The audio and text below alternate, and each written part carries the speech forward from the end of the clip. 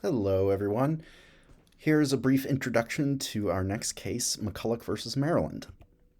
So, as always, please make sure you have an understanding of who did what to whom, what the issues are in the case, how those issues get resolved, why the majority reaches its conclusion, what rules does it apply, what theories of interpretation. Okay, so facts of this case.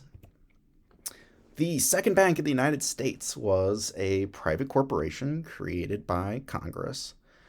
It handled all the federal government's transactions, and it was put in charge of tax collection. There was no IRS back in those days. So the bank was in charge of collecting the money that citizens owed. And the existence of a national bank was also really good news for sort of growing the economy, um, because this bank is guaranteed to have money coming in and out the door because it's handling the government's transactions. It means it has more capital available to loan to businesses. This is why Hamilton pushed so hard for the first bank of the United States. Why is this the second bank of the United States? Well, the first bank of the United States was allowed to expire. But it was brought back into existence during the War of 1812. Again, if you're going to fight a war, you need money. If you don't have an IRS to collect people's taxes, you need a bank to do it. The bank can also make sure that soldiers get paid, and that the manufacturers of uniforms and cannons, they all get paid, so that we can try and fight the war as effectively as possible. The president during the War of 1812 was James Madison. Fun fact, the only president to lead an American army in battle while he was president was James Madison. It was the Battle of Bladensburg, the city just outside of Washington, D.C., and it was an utter disaster. U.S. Forces got routed within a matter of minutes. James Madison was many things, but a military leader he was not. And within a couple of days, the British had taken over Washington, D.C. So Madison, who had originally opposed the first bank of the United States, was more than happy to help create the second bank of the United States, because it helped him fight the war. So, believe it or not, in those days, every other bank in the United States was regulated by state governments. There was no such thing as the Securities and Exchange Commission regulating all banks. And the reason for that was most banks were relatively small. We think of mom and pop businesses as being, I don't know, clothing stores, or I don't know, but you never think of a bank as being like a true small business. But that was the case in those days. So the second bank of the United States had branches all over the country, including one in Baltimore. The Baltimore branch was run by a bunch of really corrupt people, including James McCulloch. Now, you might say, Professor Blake, well, the case is McCulloch versus Maryland, right?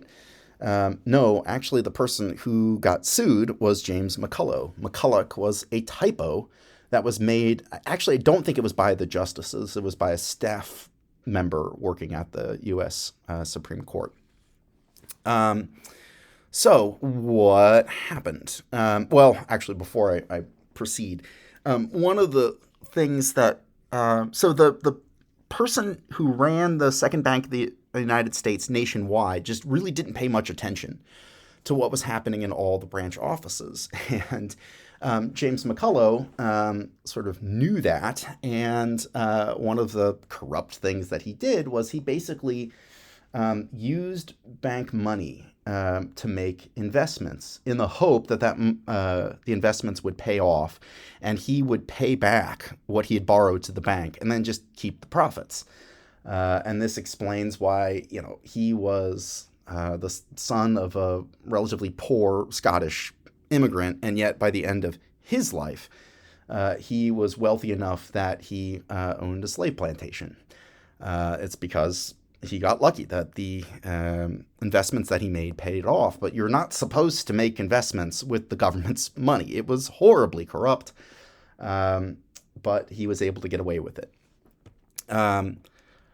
And the corrupt conduct of James McCulloch was sort of indicative of a larger set of risky financial practices that the bank was engaging in. How I said on the previous slide that if there's money guaranteed to be coming in and out of the door, collecting taxes and handling government transactions, it means that the Bank of the United States is in a good position to make loans to new businesses and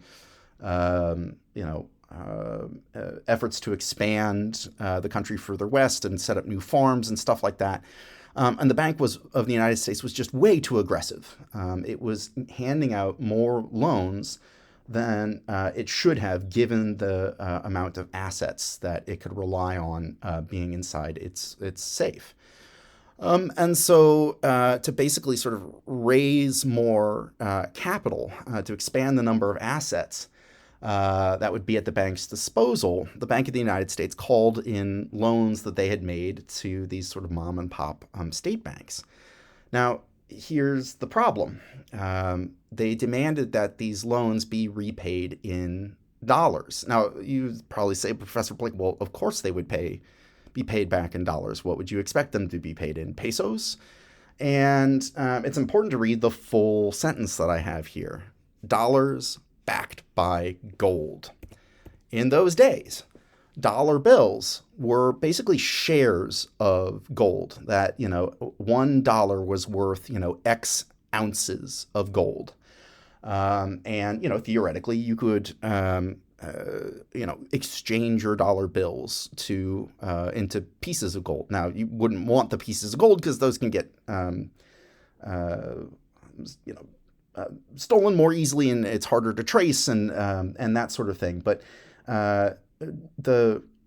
it's a completely different financial system than what we use today, where dollars are no longer backed by gold or silver or any other sort of hard asset. Why would we have dollar bills be basically some sort of like $1 equals X ounces of gold? Why does that make sense? Well, it means that the dollar will still keep its worth even if the economy tanks, because gold will always be precious.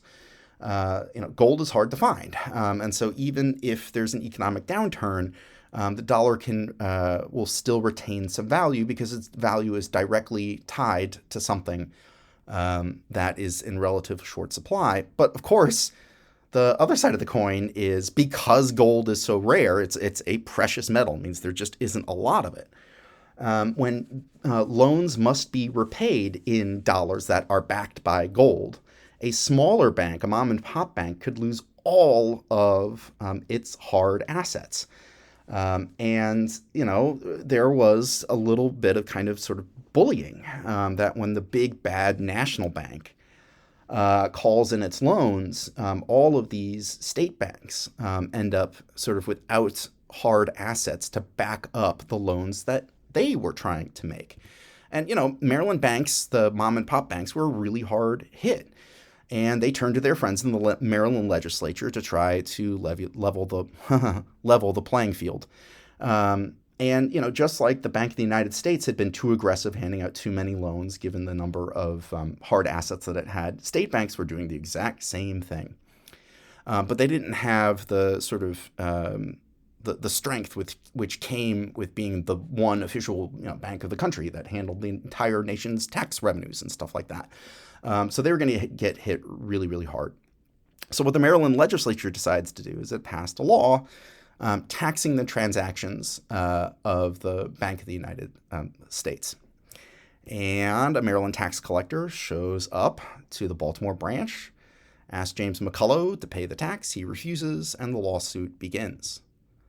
So if you're still having some trouble wrapping your head around why calling in a loan and a loan backed on sort of hard assets can lead to financial panic and or ruin, go back and open the PowerPoint slides in Blackboard. Come to this slide and then click through to watch. This is only about a 7-minute YouTube clip. I'm hoping most of you have seen It's a Wonderful Life. It's one of the greatest movies ever made, one of the greatest Christmas movies ever made. And this is like a little scene from the middle of it when there is a crisis because loans are getting called in by banks that were too short of hard assets and the kind of ripple effect it has on smaller investors. So hopefully this will provide any more context should you guys need it. No, I'm not going to do that now. Okay, so where was the Baltimore branch of the Bank of the United States located? Downtown Baltimore. This is Gay Street, right, where it intersects. Is it Lombard or Pratt? No, it's Lombard. So like real close to the power plant, right? And this was not the building that stood in the early 1800s. It was a different structure, but it was at this corner, the northwest corner of where the U.S. Customs House now stands. So if you're, going on a date to somewhere at the power plant, and you want to show off to your significant other how much you've been learning, you can point to this building and be like, constitutional history was made right here. So James McCulloch, as I mentioned, got rich out of taking money that wasn't his, investing it, and then getting lucky and paying it back. I mentioned that he went from modest beginnings to being able to buy a large slave plantation. Well, this was the home that he built, and maybe to some of you, this building might seem familiar because it still exists. It is the headquarters of the Community College of Baltimore County. And it is just half a mile to the west of UMBC's campus. And in fact, it is entirely possible that McCulloch's land that he bought from his ill-gotten gains stretched all the way to UMBC. In other words, of all the undergrads and law students who learn McCulloch versus Maryland in their con law classes, and that's all of them, every single con law class will include McCulloch versus Maryland. In fact, I imagine some of you covered this in high school government as well. I'm the only one who gets to teach this case on land that was once owned by the person at the heart of this lawsuit. He also, McCulloch, ended up with so much money.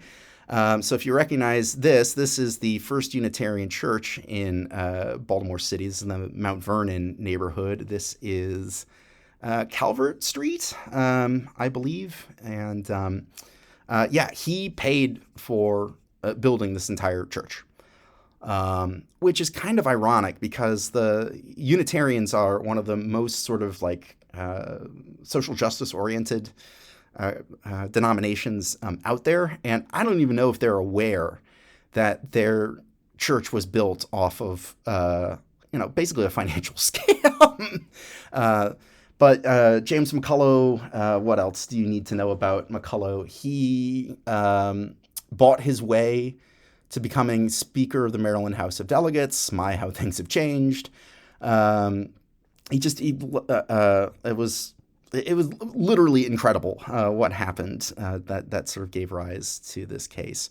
Oh, yeah, one other thing worth mentioning. There is a McCulloch, spelled correctly, street in Baltimore City, in West Baltimore. So this is MLK Boulevard. If you're driving along here, it's sort of before you get to the Howard Street tunnel. And McCulloch Street intersects with MLK. I also highlighted 1612 Division Street, which is just, a couple of blocks over from McCulloch. 1612 Division Street was where Justice Thurgood Marshall was born. So there is constitutional history all over Baltimore. The problem is it's hidden. Okay, so what are the issues in this case? There are two. First is, does Congress have the power to create a bank?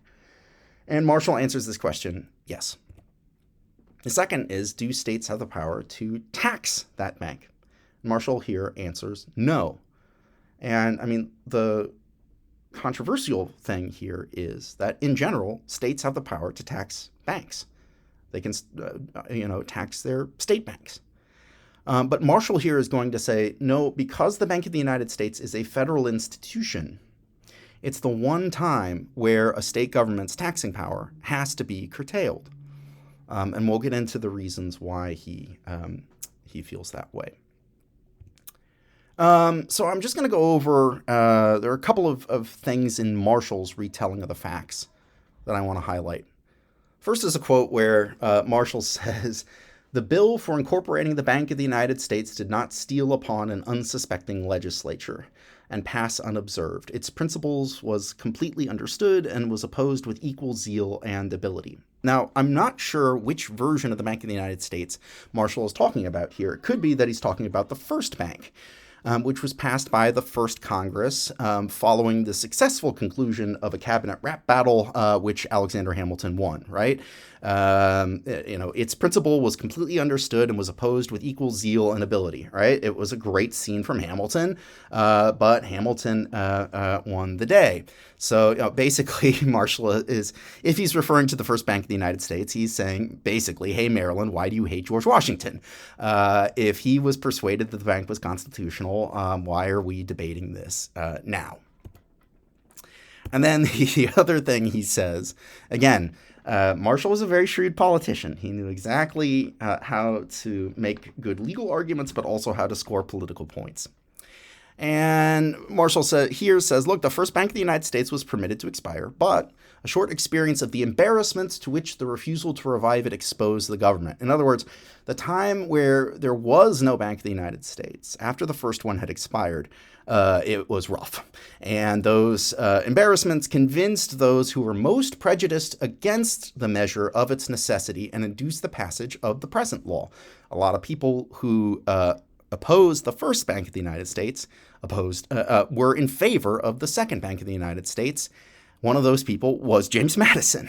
James Madison changed his mind. So if he got on board, why can't you, Maryland? Right? We will start class by going over some of Marshall's logic in issue 1 and then cover issue 2 on the following class. And I look forward to seeing you guys. Thanks.